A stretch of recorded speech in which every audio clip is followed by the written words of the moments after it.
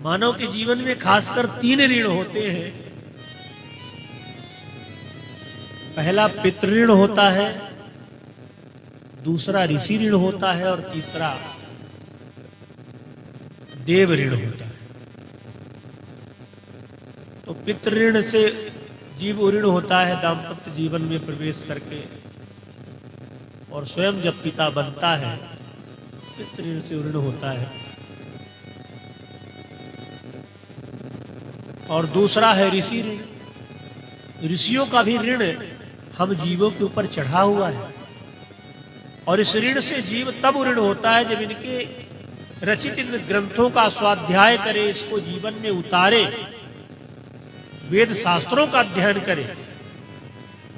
ऋषियों ने इतना परिश्रम करके इन ग्रंथों की रचना किया है, जब इनको हम जीवन में उतारेंगे नहीं, इनका अनुसरण नहीं करेंगे, तो ऋषि ऋण चढ़ा रहता है। तो जब इन ग्रंथों की जो इनमें जो बातें लिखी हुई उनको जब जीवन में हम धारण करते हैं, उनके बताए हुए मार्ग पर चलते हैं, तब वो ऋषि ऋण से हम ऋण हो जाते हैं। ऋषियों का ऋण समाप्त होता है। और तीसरा ऋण है देव ऋण। देवताओं का भी ऋण, हम लोग ऋणी हैं। भाई देवता भगवान सूर्य हैं, भास्कर हमें रोशनी देते हैं। ठंडी में सूर्य की रोशनी कितनी अच्छी लगती है। पवन देवता हैं, वे जीवन प्रदान करते हैं हवा दे करके। तो ऐसे समस्त देवताओं का ऋण चढ़ा होता है। तो जब कोई हम यज्ञ अनुष्ठान करते हैं, देवताओं का यजन करते हैं, ये यज्ञ इसीलिए होते हैं। यज्ञ करके जीव, भागवत जी में बड़ा अच्छा वर्णन है। नारद जी महाराज ने भगवान श्री कृष्ण के पिता वासुदेव जी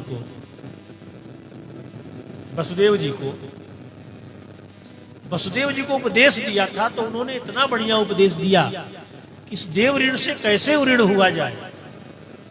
तो यज्ञ यज्ञादि करके हम लोग देव ऋण से ऋण होते हैं। इसलिए सबको यज्ञ करना चाहिए, अग्निहोत्र करना चाहिए, क्योंकि जीव से जाने अनजाने नित्य प्रति पाप होते हैं। कोई भी संसार में ऐसा मानव नहीं है जो कह सके कि हमने कोई पाप नहीं किया। अगर हम मानव हैं तो कुछ न कुछ पाप जीव से बन जाते हैं, जानकारी में नहीं, अनजाने में सही।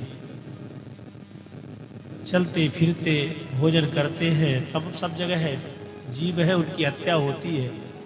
भोजन बनता है तो लकड़ियों में कीड़े होते हैं, कंडे में होते हैं, अन्न में रहते हैं, किसी न किसी प्रकार से पाप बनता है। तो इन पापों के प्रायश्चित के लिए हमें नित्य प्रति अग्निहोत्र करना चाहिए, हवन करना चाहिए। जब देवताओं के निमित्त हम अग्नि में हवन करते हैं,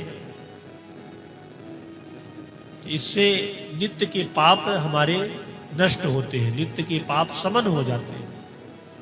सबको कोई व्यवस्था नहीं तो जो नमक का हवन नहीं करना चाहिए, नमक वाली वस्तु का, तो जो हमने प्रसाद बनाया उसी का हवन करें, घी का हवन करें, गुड़ का हवन करें, घी गुड़ का। तो देवताओं को इससे संतुष्टि मिलती है, उनका भोजन है हवन। तो इससे हमारे नित्य के पाप नष्ट होते हैं। हवन करें, ज्यादा नहीं तो 5 आहुति तो जरूर करें। और इतना संभव है, पर आजकल अब गांवों में भी सब जगह गैस का समय आ गया है। धुआं से घर की शोभा बिगड़ जाती, कहते कारिक जम जाती। कहीं कहीं जाते हैं हवन, कुछ दिनों से नित्य नियम बना हुआ हवन करने का। अपनी दिनचर्या का व्याख्यान नहीं करना चाहिए। तो बहुत जगह दिक्कत होती जब अच्छे अच्छे घरों में रहने के लिए मिलता है, कहीं व्यवस्था नहीं रहती तो बड़ा संकट आता कि हवन कहाँ करें। तो गांवों में तो छत में चले जाते हैं कि और कहीं जहां फ्लैट में व्यवस्था होती वहां छत भी कई मंजिल के ऊपर होता है। पर जब कोई नियम बना ले तो भगवान उसे पूरा करते हैं।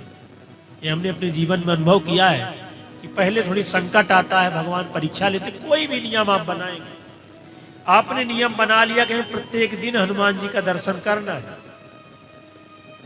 तो बीच में ऐसी स्थिति आएगी कि आप दर्शन करने से वंचित रहेंगे।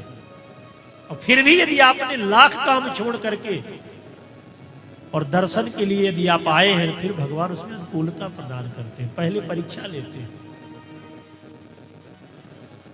तो जब कोई भी आप नियम बनाएंगे पूजा पाठ का, जप का, हवन का, तो उसमें व्यवधान आता है। और जब सभी बाधाओं को एक किनारे करके आप देखिए, जो जाकी शरणन गह ताको ताकी लाज, मीन धार सन्मुख चढ़े बहे जात गजराज।